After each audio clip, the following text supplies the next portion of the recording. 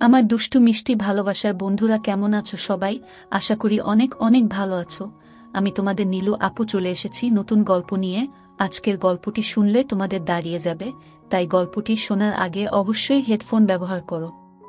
আজ রবিবার, ছুটির দিন। সকাল সকাল ঘুম থেকে উঠে ফ্রেশ হয়ে চায়ের কাপ হাতে যেই না নিউজ পেপারটা নিয়ে সবে মাত্র একটু নাড়া চাড়া করতে যাব, অমনি দেখি ট্রিং ট্রিং করে পকেটে রাখা মোবাইলটা হঠাৎই বেজে উঠল। এই সাত সকালে আবার কে ফোন করলো রে ভাই? ধুত্তর, ভাল লাগে না আর। সকাল বেলা উঠে যে একটু খবরের কাগজটা দেখব তারও আর জো নেই দেখছি। যত সব আজে বাজে লোকজন। এই সাত সকালে উঠে কোনো কাজ কর্ম কিচ্ছু নেই, ফোন করে শুধু লোককে বিরক্ত করছে। খানিকটা রেগে গিয়ে ফোনটা হাতে নিয়ে আননোন নম্বর দেখে ফোনটা তুলে ঝাঁঝিয়ে উঠে বললাম, হ্যালো। একে কে মশাই আপনি? এই সাত সকালে ফোন করে অযথা বিরক্ত করছেন? Hello, good morning sir, am I speaking to Pranjal? Mr Pranjal Bagchi. অপর প্রান্ত ততলি শান্তভাবে জবাব দিল, ইয়েস স্পিকিং। Whose this? আমিও এবার একটু শান্ত হয়ে জবাব দিলাম, good morning Mr Bagchi, myself Diganta. Diganta Dutta. আব্বে খেলোয়াড় দিগন্ত। তোর কি কোনো কাম কাজ নেই সকাল সকাল ফোন করে? একে তো কানে মাথা খাচ্ছিস, তার উপর আবার ফর্মালিটি দেখাচ্ছিস। ওপার থেকে একটা খ্যাক খ্যাক করে হাসির আওয়াজ এলো, আর দিগন্ত বেটা বলল, আসলে তুই এতটা রেগে যাবি তা তো ভাবতে পারিনি, তাই ভাবলাম ল্যাঙ্গুয়েজটা চেঞ্জ করেই দেখি। তোর রাগটা যদি একটু পড়ে। আরে বল, কেমন আছিস? কলেজের রিইউনিয়নের পর তো তোর আর কোনো পাত্তাই নেই ভাই। এখন কোথায় আছিস? কি করছিস? যে অফিসে ছিলিস সেখানেই সেটেলড নাকি আবার অন্য কোথাও টয়েন করলি নাকি? পরের পর প্রশ্ন করতে থাকলাম আমি ওকে। আরে তুই তো আমার ওপর একেবারে প্রশ্নের বুলডোজার চালিয়ে গেলি। আমি ভালো আছি, আর তুই? মুচকি হেসে জবাব দিল দিগন্ত, আমিও একদম বিন্দাস আছি। আমি বললাম, আজকে তো তোর ছুটি, তা বাড়িতে বসে বসে করছিসটা কি? চল না একটু বসি কোথাও, বেশ জমিয়ে আড্ডা দেওয়া যাবে, কি বল? ও আধমোড়া ভাঙতে ভাঙতে জিজ্ঞেস করল। হ্যাঁ, তাহলে এসপ্ল্যানেডে যে রেস্টুরেন্টটায় আমরা বসে আড্ডা মারতাম না, সেখানেই চলে আয় 12টার মধ্যে। ঠিক আছে, আজ তাহলে মিশন এসপ্ল্যানেড, ঠিক দুপুর 1-2টায়। আমি টেবিল বুক করে দিয়ে নম্বরটা তোকে টেক্সটও করে দিচ্ছি। ঠিক আছে, করে দে করে দে। ওকে, রাখি তাহলে। হ্যাঁ হ্যাঁ, রাখো রাখো। রেস্টুরেন্টে ঢুকে দেখলাম নির্দিষ্ট টেবিলের সামনে গিয়ে দেখি এখনও এসে পৌঁছেনি দিগন্ত। ওর বয়সটা কতই বা আর হবে?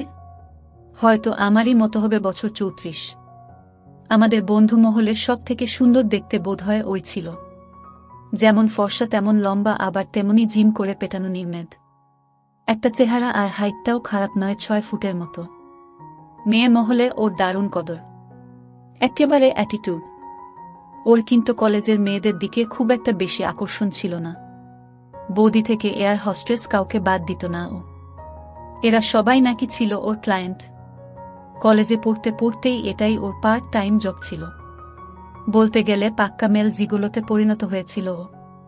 কিন্তু ওই যে কথায় বলে না, অল্প বয়সে পাকলে ওইটা তার দুঃখ চিরকাল। ওরও না ঠিক সেই অবস্থা, নাকি সেই 15 বছর বয়স থেকেই ওর ঘাটের খেয়ে আসছে, আর খেয়ে খেয়েই এই অবস্থা করে ফেলেছে। সেই সময় ওর বাংলার দিদিমণিকে দিয়ে সেই যে শুরু করেছিল, তারপর থেকে ব্যাপারটা ক্রমেই ওর নিত্য নৈমিত্তিক কাজে পরিণত হয়। এসবের জন্য তো আমরা আবডালে ওকে দিগন্ত বলেই ডাকতাম। তবে আমি আসার বেশ কিছুক্ষণ পর এসে পৌঁছল ও। এই তোর সেই লেট করে আসার রোগটা তোর আজও গেল না দেখছি। দূর, ট্রাফিক জ্যামে ফেসে গিয়েছিলাম। আর তাছাড়া আমি কি তোর সঙ্গে এখানে প্রেম করতে এসেছি নাকি, যে ঠিক সময় এসে পৌঁছতেই হবে? না হলে ও আমাকে 2-4 কথা শুনিয়ে দেবে। একটা বিশেষ কাজে তোর একটু সাহায্য লাগবে, তাই ডেকেছি। ও তাই বল, দরকার ছাড়া তুই যে আর এমনি এমনি আমার সাথে দেখা করবি না, সেটা না আমিও বুঝতেও পেরেছিলাম।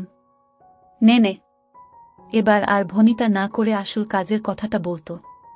হ্যাঁ, সেটা তো বলবই, আর বলো বলেই তো তোকে ডেকেছি। কি জানিস তো, অনেক ভেবে দেখলাম একমাত্র তুই, হ্যাঁ তুই আছিস যে আমাকে এই সমস্যা থেকে উদ্ধার করতে পারিস। তুই ছাড়া অন্য কারোর পক্ষে কাজটা করাটা বিপজ্জনক, কারণ এটা একটা পারিবারিক সম্মানের প্রশ্ন। কাজটা সারতে হবে অত্যন্ত গোপনে। তবে শুরু করার আগে একটু ব্যাকগ্রাউন্ডটা তোর জানা দরকার, না হলে পরবর্তীকালে বাকিটা বুঝতে সমস্যা হতে পারে। বল শুনি, কি তোর সেই বিশেষ কাজ যার জন্য আবার আমাকে ছাড়া তো চলবেই না? বলবো, সব বলবো। হ্যাঁ, তার আগে দাঁড়া, অর্ডারটা দিয়ে দি ওয়েটার। ও ডাকতেই পাশে একজন দাঁড়ালো। স্যার, আপনারা কি নেবেন? ওয়েটার এসে জিজ্ঞেস করল। কিরে, কি নিবি? বলে দে ওকে। মেনু কার্ডটা আমার দিকে বাড়িয়ে দিয়ে জিজ্ঞেস করল দিগন্ত। আমার কোনো চয়েস নেই, তুই যা ভালো বুঝবি তাই কর। মেনু কার্ডটা ঠেলে ওর দিকে সরিয়ে দিয়ে বললাম আমি। ওকে, বলে দিগন্ত মেনু কার্ডটা দেখে দুজনের জন্যই অর্ডার করে দিল কফি আর সঙ্গে হালকা কিছু স্ন্যাক্সও। ওকে স্যার, বলে অর্ডার নিয়ে চলে গেল ওয়েটার। যাই হোক, এবার আমি আমার ফ্যামিলির সাথে তোর একটু পরিচয় করিয়ে দিই কেমন? আমার ফ্যামিলিতে আমি আর আমার বাবা মা ছাড়াও আমার দু বউ আছে। আজ কালকার দিনে একটু বেশি বড়, তাই না? তোর মতো ছেলের জন্য দুটো কেন 10টা বউ থাকলেও আমি এতটুকু অবাক হতাম না। বিশ্বাস কর। ওকে ঠেস মেরে হাসতে হাসতে ব্যঙ্গ করলাম আমি। আরে ফাটা বাসে আমার সুপারিটা আটকে গেছে তো, তাই আমাকে বাগে পেয়ে চুলকে দিচ্ছিস? বল। চলকা চলকা, যত পারিস চলকা। তবে তার আগে আমার কথাটা মন দিয়ে শোন। শোনো ভাই, একটু শুনে নে। বল দিগন্ত। হ্যাঁ বল বল। ওর অবস্থা দেখে আমি হাসতে হাসতে বললাম, শোনো তবে। ও বলতে শুরু করল। ব্যাপারটার সূত্রপাত বছর 2 আগে থেকে বুঝলি, যখন থেকে আমার বাবা মা আমার জন্য সম্বন্ধ দেখা শুরু করেছিলেন। আর তুই তো ভালো করেই জানিস আমি তো এই বিয়ে ব্যাপারটাতে একেবারে নাছোড় ছিলাম। কারণ এই বিগত 16-17 বছর ধরে রোজ রোজ বিনা লাইসেন্সে গাড়ি চালানোর মজা নিয়ে এসে হঠাৎ করে কাউকে যদি শুনতে হয় তোমাকে এবার গাড়ি চালানোর জন্য অফিসিয়ালি লাইসেন্স নিতে হবে, না হলে তুমি আর স্টিয়ারিং বসতে পারবে না, তাহলে কার না রাগ উঠে বলতো ভাই। স্বভাবত এই আমারও উঠেছিল। তাই বাবা মার ওপর খানিক রাগ দেখিয়ে প্রথমে দিল্লি, তারপর সেখান থেকে ব্যাঙ্গালোরে ট্রান্সফার নিয়ে নিই। আর সেই তখন থেকেই আমি বাইরে বাইরে। যে কোম্পানিতে প্রথম ঢুকেছিলাম সেটা ছেড়ে এখন অন্য একটা ভালো জায়গায় আছি। এই বছর খানেক আগে বাবার অসুস্থতার খবর পেয়ে ছুটি নিয়ে বাড়ি আসি। এসে দেখি বাবা আমার বহাল তবিয়তে আছেন। বুঝলাম বাবার অসুস্থতার ভুজো খবর পাঠিয়ে আমাকে ডেকে এনে বিয়ের পিঁড়িতে বসানোর এক উৎকৃষ্ট প্রচেষ্টা। এরই ফাঁকে দেখি আমাদের খাবার চলে এসেছে। টুক টাক মুখ চালাতে চালাতে জিজ্ঞেস করলাম, তারপর তুই কি করলি? কি আবার? সিন ক্রিয়েট করার হালকা একটা চেষ্টা চালিয়েছিলাম বটে, কিন্তু তাতে কোনো লাভ হলো না বুঝলি। কারণটা হচ্ছে আমার পরিবারের সবাই এ ব্যাপারে আমার একেবারে বিরুদ্ধে চলে গিয়েছিল। একজনকেও আমার পাশে পেলাম না, যে কিনা আমার পাশে দাঁড়িয়ে আমার ফলে কথা বলবে। তারপর সেই সময় আবার কলকাতায় আসার একদিন পরেই সকাল সকাল ঘুম চোখ খুলেই যদি বাবার কাছে কাউকে ঝাঁট খেতে হয়, তাহলে কারই না মেজাজটা খিচড়ে যায় বল? তুই ঝাঁট খেলি? শেষ পর্যন্ত তুই তাহলে তোর বাবার ঝাঁট খেলি? হ্যাঁ হ্যাঁ হ্যাঁ। তা কি নিয়ে ঝাঁটটা খেলি একটু শুনি। জানিসই তো যে আমার বাবা একটু রাশভারী গোছের, আর তাই বাবাকে আমরা একটু সমঝেই চলি। সেদিন সকালবেলা ঘুম চোখ খুলে ফ্রেশ হয়ে বাজারের ব্যাগটা নিয়ে যেই বেরোতে যাব, অমনি পড়বি তো পর একেবারে বাঘের মুখে। কোথায় চললে? বাবা বাজারে। বাজারে যাচ্ছ যখন যাও কিন্তু একটু তাড়াতাড়ি ফেরার চেষ্টা করো। কেন বাবা? তোমার সাথে আমার একটু জরুরি কথা ছিল। ঠিক আছে বাবা। যাই হোক, সেদিন বাজার থেকে তো ফিরলাম, তারপর ব্রেকফাস্টটা শেষ করে সবে উঠতে যাব। এই সময় বাবা হঠাৎ বলে উঠলেন, বসো বসো, তোমার সাথে কথা আছে। কি কথা বাবা? শোনো তবে, বাউন্ডুলেপনা ছেড়ে তোমাকে এবারে সেটল করতেই হবে, আর সেটা করতে হবে এবছরেই। সেজন্যই আজ বিকেলে তোমার জন্য আমরা মেয়ে দেখতে যাচ্ছি। পছন্দ হলে আজই সবকিছু ফাইনাল করে তবেই ফিরব। আর তাই তোমাকেও যেতে হবে আমাদের সঙ্গে। আমি তো আকাশ থেকে পড়লাম, মানে আমার কি ইচ্ছে বা অনিচ্ছের কোনো দাম নেই না তোমাদের কাছে? বললামই তো আমার একটু সময় চাই এটা নিয়ে ভাবনা চিন্তা করার জন্য। ওহ সরি, ওই সময়টুকুই যা এই মুহূর্তে দেওয়া যাচ্ছে না তোমাকে। আমাদেরও তো বয়স হয়েছে নাকি। আর বিষয়টা তো নতুন কিছু নয়, অনেক দিন ধরেই চলছে। বিগত বেশ কয়েক বছর যাবৎ এটা নিয়ে তুমি আমাদের ঝুলিয়ে যাচ্ছ। আজ যাব, কাল যাব করে অনেক টালবাহানা করেছ। আর নয়, এর মধ্যেই তুমি আমাদের অনেক মুখ পুড়িয়েছ বাবা। অনেকটা সময় তোমাকে দেওয়া হয়েছে, আর নয়, আমরা সবাই যাচ্ছি। তাই আজ তোমাকেও যেতে হবে ব্যাস। ঠিক আছে। সেদিন দুপুর 3টে বাজতে না বাজতেই দেখি আমার কাকু, কাকিমা, আমার পিসি, ছোট মামা, ছোট মামি, আমার মাসি, মেসোরাও এসে গেছেন। আর সঙ্গে লেজুর হয়ে আমার মামাতো ভাই দুটো এসেছে। তাদের সাথে গোদের উপর 20 ফোঁটা আমার খুঁড়তুতো বোনটাও এসে হাজির। বা তোকেও আবার হুমকি শুনতে হয় না কি? আমি ইয়ার্কি মেরে বললাম। বলছি না। ঠাট্টা করবি পরে, শোন না আগে। হ্যাঁ বল বল। আজই মেয়ে দেখতে যেতে হবে শুনেই না আমার পা থেকে মাথা পর্যন্ত পুরো আগুন জ্বলে গেল। আচ্ছা বলতো, আমার এই সুদীর্ঘ এত বছরের স্বাধীনতাটা হঠাৎই যদি বউ নামক কোনো একজনের দুপায়ে ফাঁকে সারা জীবনের জন্য বন্দী হয়ে পড়ে, তখন কারই বা ভালো লাগে? তাই খানিক অনিচ্ছাকৃতই সেদিন বাবা, মা আর পরিবারের অন্যান্যদের সঙ্গী হয়ে ফুল ব্যাটালিয়ন নিয়ে গেলাম মেয়ে দেখতে তাদের বাড়িতে। কলিং বেল বাজাতেই 30-এর যুবতী সুন্দরী এক ভদ্র মহিলা ভেতর থেকে দরজা খুলে হাসি মুখে আমাদের সব্বাইকে এক উষ্ণ অভ্যর্থনা জানালেন। আরে আসুন আসুন, কি সৌভাগ্য আমার। পরিমল বাবুর সাথে আমার ফোনে কথা হয়েছিল আগেই। নমস্কার, আমি পরিমল দত্ত, বাবা বললেন। নমস্কার, আমি মীনাক্ষী সরকার। আসুন আসুন, আপনারা আসুন সবাই আমার সাথে। বলতে বলতে উনি আমাদের সবাইকে ড্রয়িং রুমে নিয়ে এলেন। বসুন সবাই এখানে। আসলে ছোট বাড়ি তো বুঝতেই পারছেন। বাড়ি ছোট তো কি হয়েছে? বাহ কি সুন্দর, বেশ সাজানো গোছানো, আমার তো দেখে বেশ পছন্দই হয়েছে, আমার মা বললেন। বাড়িটা সত্যিই বেশ সাজানো গোছানো বুঝলি। আমার বাবা ওনার সঙ্গে আমার পরিবারের সকলকে আলাপ করিয়ে দিলেন। আচ্ছা আপনারা একটু বসুন, বুঝলেন, আমি আবার ওদিকটা একটু দেখে আসি। আসলে আমি একা মানুষ তো, বুঝতেই পারছেন, সবকিছু আমাকে একা হাতেই সামলাতে হয়। ওদের বাবা থাকলে তো আর কোনো অসুবিধেই ছিল না। 3 বছর আগে উনি আচমকা চলে যেতেই সব দায়িত্ব এসে পড়ল আমার ঘাড়ে। তবে হ্যাঁ, যদিও মেয়েরা আমার খুবই ভালো, খুব বাধ্য বটে। আমার সুখ সুবিধের ওপর সর্বদা বেশ কড়া নজর ওদের। তবুও আমি তো মা, ওদের জন্য চিন্তা তো একটা হয়েই, তাই না? একটু বসুন আপনারা, আমি এক্ষুনি আসছি বলেই উনি ভেতরে চলে গেলেন। ওদের বাড়িতে ঢুকেই না আমার মনের মধ্যে কেন জানি না একটা চাপা টেনশন হচ্ছিল। এখানে ঢোকার পর থেকেই হাতে পায়ে আমার কেমন যেন একটা আড়ষ্ট ভাব। আমি না পুরো যেন একটা জ্যান্ত মূর্তির মতো বসে আছি, একেবারে চরণ। আর আমার এই অবস্থা দেখে আমার ভাই বোনগুলো আমাকে নিয়ে হাসাহাসি করছে। তোরই মতো যা তা বলছে। খানিক বাদে দেখলাম ভদ্রমহিলা ফেরত এলেন সঙ্গে অপূর্ব সুন্দরী দুটো মেয়েকে নিয়ে। লাল টুকটুকে একটা শাড়ি আর হালকা কিছু গয়না পরে মাঝখানে দাঁড়িয়েছিল একজন, তার বাপাসেই আর একজন যমজ ভদ্র মহিলা তার অন্য পাশে। মেয়ে দুটো যেমন ফর্সা, তাদের গায়ের রং তেমনি যেমন হরিণের মতো টানা চোখ, তেমন চোখা নাক আর মানানসই। মনে হয় এক্ষুনি র্যাম্পে নামিয়ে দিলে সঙ্গে সঙ্গে শো স্টপার হয়ে যাবে। বয়স আন্দাজ 24 কি 25 হবে বোধ হয়। আর সঙ্গে মিসেস সরকারও, আর বাকি দুজনের হাতে চা জলখাবারের ট্রে। দাদাভাই, তোর তো পুরো লটারি লেগে গেল রে। আমার কাঁধে ধাক্কা মেরে হাসতে হাসতে আমার বোনটা হঠাৎ ফিসফিসিয়ে উঠল। এই চুপ কর তুই, এখান থেকে বেরিয়ে না, খুব মার খাবি আমার হাতে। দাঁড়া, আগে ভালো করে দেখতে দে। চোখ পাকিয়ে ওকে ধমক দিয়ে বললাম আমি। ওরে মুখটা বন্ধ কর রে দাদাভাই, না হলে মুখে না মাছি ঢুকে যাবে। এই তুই চুপ করবি, ওরে আর বেশি দেখিস না। বেশি দেখলে না চোখ খারাপ হয়ে যাবে রে। চুপ একদম চুপ। ওরে শুভ দৃষ্টিটার জন্য তো কিছু বাঁচিয়ে রাখ।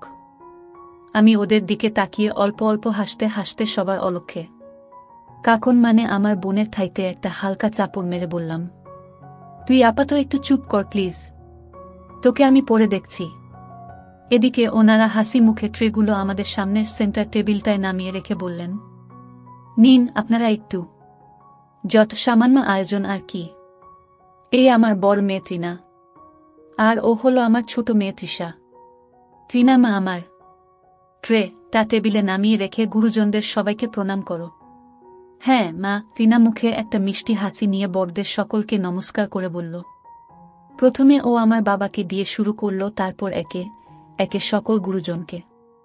বাবা বললেন, বা বেশ ভালো সংস্কার দেখছি আপনার মেয়ের। ওর প্রণাম নিয়ে বললেন, বেঁচে থাকো মা, বেঁচে থাকো, আশীর্বাদ করি, সুখী হও মা, খুব সুখী হও। বুঝতেই তো পারছেন মাথার উপর তো ওদের বাবা নেই, সবকিছু আমাকে একা হাতেই সামলাতে হয়। হ্যাঁ, আমার মেয়েরা আমার যথেষ্ট খেয়াল রাখে। ওদের বাবার মৃত্যুটাকে আমাকে ভুলিয়ে রাখার চেষ্টা করে আপ্রাণ। ওদের কাজ কেরিয়ার সামলেও সবসময় ওরা দুই বোনই যতটা সম্ভব সাহায্য করে আমাকে। বললেন মীনাক্ষী সরকার, আমার হবু শাশুড়ি। মেয়েটাকে দেখে না আমি আর পছন্দ না করে থাকতেই পারলাম না। এদিকে আমার তরফ থেকে গ্রিন সিগন্যাল পেয়ে আমাদের গুরুজনেরা আমাদের বিয়ের কথাটা পাকা করে ফেললেন। যথাসময়ে আমাদের বিয়ের দিনটাও ঠিক হয়ে গেল। সামনের অঘ্রাণের 15 তারিখ। হাতে বেশি সময় নেই, তাই বিয়ের জন্য আবার দিন কুড়ির ছুটি নিয়ে এসে জোরদার শপিং করতে শুরু করলাম। আমার বাড়ির লোকেরা ওদের নিজেদের মতো করে শপিং করতে লাগল। আর এদিকে আমরা মানে আমি, তৃণা, মীনাক্ষী দেবী আর তৃণার যমজ বোন তৃষা। তৃষার লুকস, গায়ের রং ও ফিগার যেন দ্বিতীয় তৃণা। তবে দুবোনের মধ্যে পার্থক্য একটাই, তৃণা একটু মুখচোরা টাইপের। কিন্তু তৃষা আর মীনাক্ষী দেবী যেমন খোলামেলা আড্ডাবাস, তেমন হুল্লোড়বাস, তেমনি আবার হুজুগেও বটে। শপিং করতে গিয়ে আমাদের 4 জনের মধ্যে এমনই ভালো একটা বন্ডিং তৈরি হয়ে গেল যে মনে হলো সেটা খুব সহজে ভেঙে পড়ার নয়। কথায় কথায় বুঝলাম আমার থেকে আমার হবু শাশুড়ির বয় পার্থক্য খুব একটা বেশি নয়। তবে এই বয়সে বিধবা হলে যা হয়, তাই বোধহয় আমাকে পেয়ে উনি হাতে চাঁদ পেলেন। আর তৃষা, তার কথা কি আর বলবো, সে তো তার মায়ের থেকেও এক কাঠি উপরে। সে তো সুযোগ পেলেই আড়ালে আবডালে নানা আছিলায় আমার মাঝের পায়ে হাত বুলিয়ে দিচ্ছে। তবে অবশ্যই তার মা আর দিদির চোখকে বাঁচিয়ে। যাই হোক, বিবাহ নামক পর্বটা তো যথাসময়ে ভালো ভালো সম্পন্ন হল। কিন্তু এর আসল মজাটা টের পাচ্ছি আমি বিয়ের ঠিক মাস 7 বাদে, এই এখন যখন কলকাতা অফিসে ট্রান্সফার নিয়ে ফেরত এলাম। 4 দিক থেকে শুধু নেমন্তন্ন আর নেমন্তন্ন। ছুটির দিন হলেই শুধু আত্মীয়ের বাড়ি বাড়ি ঘুরে বেড়ানো। সেরকমই এই শনিবার গিয়ে ওদের বাড়িতে গিয়ে হাজির হলাম আমি আর তৃণা। জোট ছেড়ে বেরোনোর পর এ বাড়িতে আমার প্রথম আগমন। বাড়িতে সেদিন আমরা 4টে মাত্র প্রাণী। ঠিক হলো দিন কতক থাকব। দুপুরে খাবার পর খানিক গপ্প গুজব করে আমি তৃণার ঘরে বসে একটু রেস্ট নিচ্ছিলাম। ঘুমিয়ে পড়েছিলাম বোধহয়। পরিচিত একটা মিষ্টি গন্ধ নাকে আসতেই না আমার ঘুমটা গেল ভেঙে। চোখ মেলে দেখি তৃণা দাঁড়িয়ে আছে আমার জন্য চা নিয়ে। যাই হোক, আমি উঠে বসলাম। কি গো, লাইটটা জ্বালাওনি কেন? সন্ধে হয়ে গেল তো। চায়ের ট্রেটা বেড সাইড টেবিলে রেখে টিউব লাইটটা জেলে দিয়ে বলল তৃণা। ও হো তৃণা, অনেক বেলা হয়ে গেল না গো? আধ মোড়া ভাঙ্গতে ভাঙ্গতে জিজ্ঞেস করলাম আমি। হ্যাঁ তা অবশ্য একটু হয়েছে বটে। ইস, তাহলে ডেকে দাওনি কেন? একটু বেলা হয়েছে তো কি হয়েছে? সারাদিন তো অফিস করে ভালো করে ঘুমতেও পাও না তুমি। তাই ছুটির দিনে একটু ঘুমোচ্ছ যখন, তখন আর ডাকিনি। যাও যাও, এখন বাথরুম থেকে হাত মুখটা তাড়াতাড়ি ধুয়ে এসো তো দেখি, তারপর আমরা একসঙ্গে চা খাবো কেমন? তারপর দরজা বন্ধ করে বসে গেল ড্রেসিং টেবিলের সামনে চুল আঁচড়াতে। চুল আঁচড়ানো হয়ে গেলে ও একটা হালকা মিষ্টি পারফিউম মেখে চলে এলো আমার কাছে। এসেই না আমার গা ঘেঁষে শুয়ে পড়ল। জানো, বারান্দার দিকের জানলাটা কি খোলা থাকবে নাকি দিয়ে দেব? বেশ তো ফুরফুরে একটা হাওয়া দিচ্ছে, ওটা বরং খোলাই থাক বুঝলে। আচ্ছা, তাহলে যদি লাইটটা অন্তত নিভিয়ে দিই তাহলে কি তোমার খুব একটা অসুবিধা হবে? ঠিক আছে, বড় লাইটটা যদি চাও তাহলে আপাতত তুমি নিভিয়ে দিতেই পারো, কিন্তু এই নাইট ল্যাম্পটা জ্বালা থাক, কি বলো? আমি জবাব দিলাম। যেমন কথা তেমন কাজ। বিছানায় চা খেতে খেতে, এই এই কি হচ্ছেটা কি? কি হচ্ছে মানে? আমি আমার বউকে আদিক্ষেতা। আদিক্ষেতা তো আদিক্ষেতা। যাও তো।